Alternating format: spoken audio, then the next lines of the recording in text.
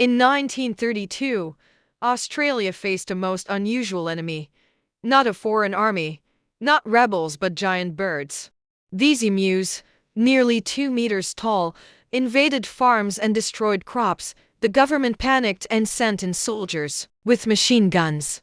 It became known as the Great Emu War. But the emus were fast. They split into small groups and outran bullets. Thousands of bullets fired. Almost no birds hit. In the end, the emus won. The army retreated.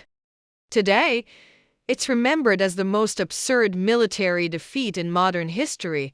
Yes, humans lost to birds. If you enjoy strange stories like this, don't forget to like, share, and subscribe to HISTELLA, and tell us what country should we explore next.